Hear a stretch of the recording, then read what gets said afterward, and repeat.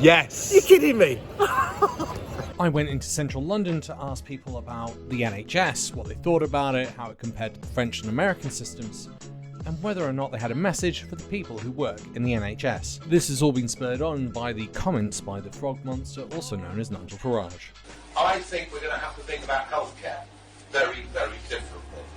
And I think we're going to have to move to an insurance-based system of healthcare.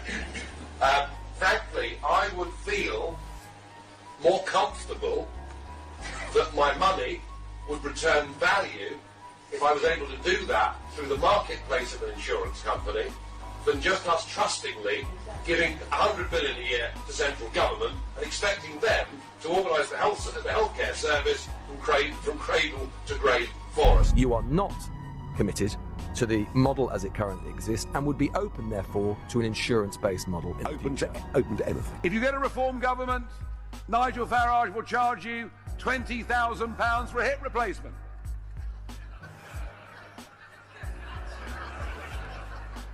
It sounds like a great business model. Just to be clear, do you want it still funded through general taxation, or you think you need to look at the funding model? I do not want it funded through general taxation. Right, okay. It doesn't work. Except it does, because the NHS has been voted repeatedly as one of the best healthcare services in the world.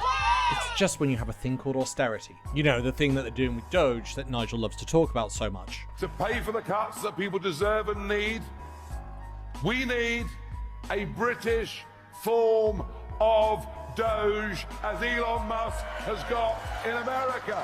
Let's have a British Doge! Let's ask what people think of the NHS. It's here for us, it helps the people. Free healthcare. Yeah, I mean, I'm born and raised in London. I've not really had to use the services too much, apart from like mental health and like just for therapy and stuff. And every time I did apply for it, for like the therapy, it was pretty much instantaneous. In most I waited a couple of weeks, and it was nice because I was with the therapist for like a year, just to like hash things out, and it's been good. I'm in a better place now, honestly, mentally.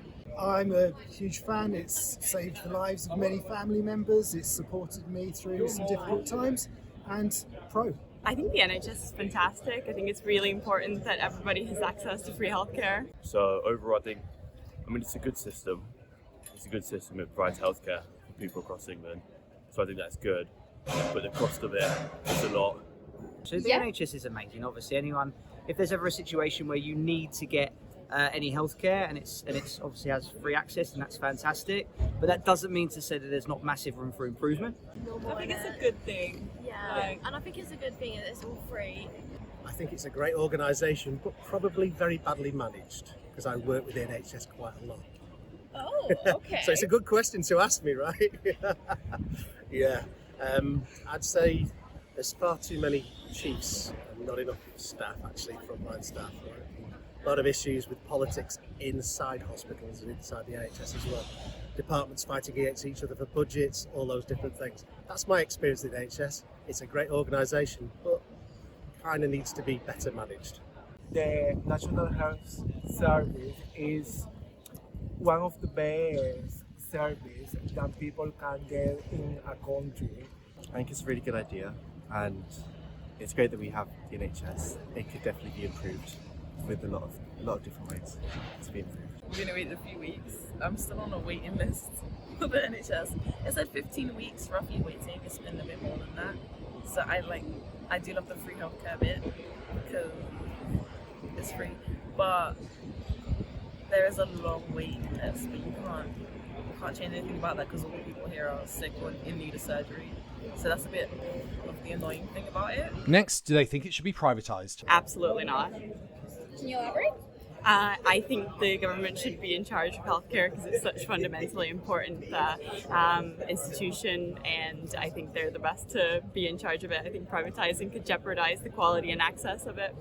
No one can afford it.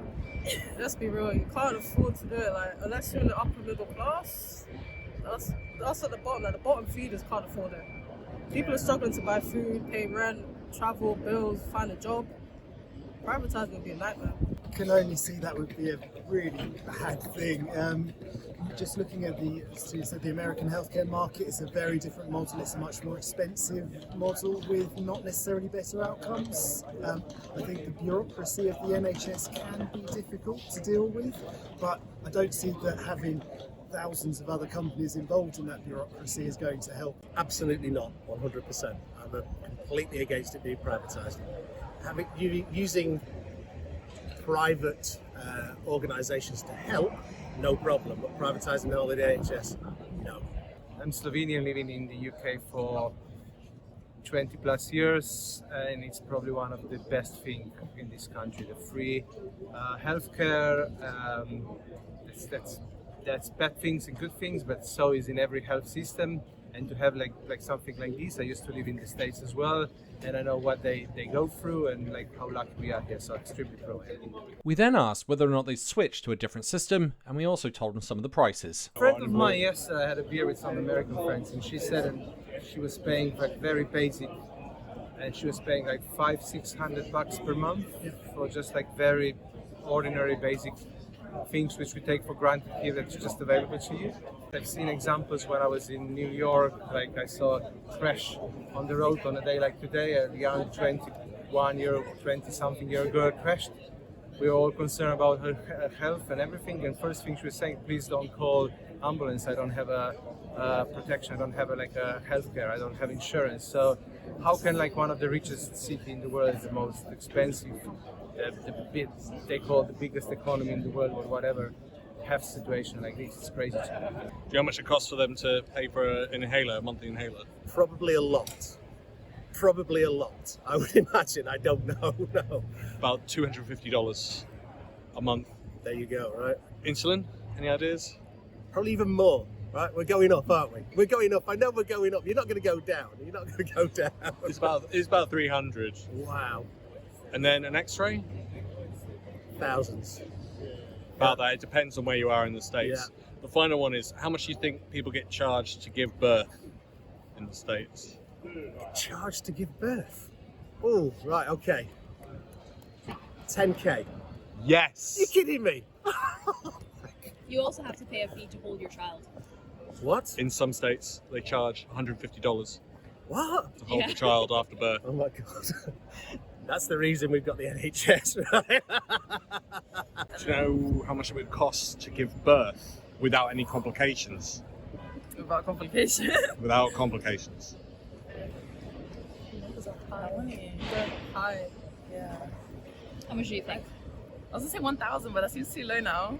I'd say close to 3. Yeah. 10,000. Jesus Christ. People in America are struggling as well, so I feel like if we do the same here, it's going to be way worse. And it's going to get to the point where people are going to stop wanting to call the services. I don't know if they privatized it would make ambulances, you have to pay for ambulances as well, but situations, there's people that deny wanting an ambulance just because of the extra additional costs. How much do you think it costs in US? It's probably like 5,000. Just for an ambulance? Okay, right? no, that's a bit much, but it seems believable. So it depends on the state, but it can be anywhere between $250 to $2,500 Yeah, I know it'd be to get an ambulance. You asked me the question, should you privatise it? I don't think the whole of the NHS should be privatised in any way, but I certainly think that certain elements of it should be privatised and to improve on it. Because I think when people get involved and it's privatised, then it helps operationally look at things and streamline it in a much better way. For example, cutting costs and things like that. If you own something, you become accountable because there's only a certain amount of funds. But when things are just given to you completely for free or it's government funded, there's not as much scrutiny over where that money's going. So if you have a small business as an example, you are responsible for those figures. But if you've got lots of money coming towards you from the government, people tend to spend a little bit more, and I think that's a big problem. So ultimately, I think if you're in a really difficult situation, there should be support on that front. But equally, that doesn't mean to say that the whole system shouldn't change. Do you know how much profit the private companies that do already work with the NHS made last year? Have absolutely no idea. $6 billion. They made $6 billion. Good for them. Because if they're making money, that means they're paying more taxes. It means they're employing a lot more people. And when companies are making money and when companies are profitable, that money goes back into the economy in whichever way that it is, whether it's employing more people, And if obviously people have got jobs, it puts food on the table for those families in whichever capacity they're working. And ultimately, it means that people will spend money in local business as well, which is only going to help the whole economy thrive. Do you know how much profit those private companies made last year? No. 6 billion. So that means 60 hospitals, 150,000 nurses, or, if you'd like this one, 30,000 dentists. My brother-in-law lives in the Republic of Ireland, and he has to pay for all of his kids to have fairly day-to-day treatments. One of his son has special needs, and it costs him an awful lot of money. And this is in Ireland, sort of, who I think are sort of quite adjacent physically and culturally to us in terms of their healthcare provision. It's not the same. I would be really worried if that happens to us, because I know that he has to pay out literally hundreds of pounds a month out of his pocket for provision that I would think is pretty basic. Do you know how much it costs to have a child with no complications in America? $30,000 dollars. No way. This is what I was told yesterday again. There were a couple thinking of having a baby, and they were saying, like, even if you want to start thinking of having a baby, it costs about $40,000-$40,000. There was an example in the US of a family going into hospital to have a child, and the child got ill and had to be put into ICU. The total cost was $500,000, and even with insurance, they had to foot £30,000 because their child went into emergency care units for 14 days.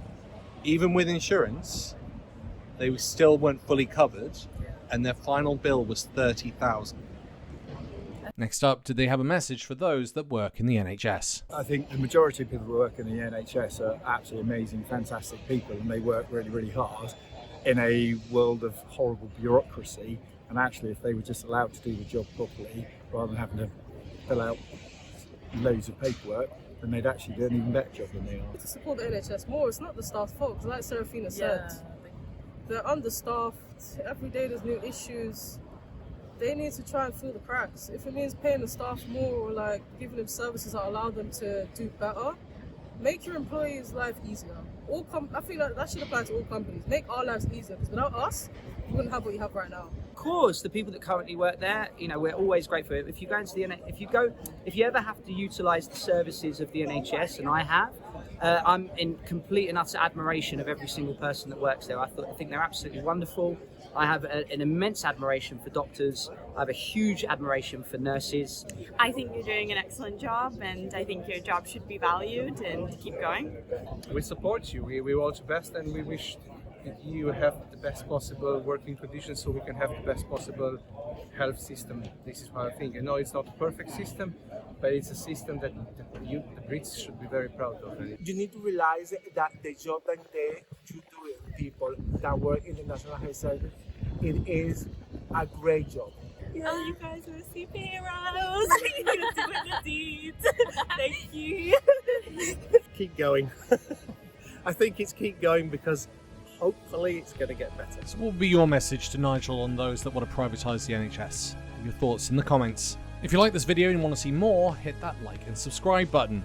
And for everyone else, thank you so much to my Patreon and YouTube subscribers. You keep this channel going and growing. If you'd like to become one, there's a link in the description. Otherwise, thanks to my reporter, and thanks to all of you. Bye for now.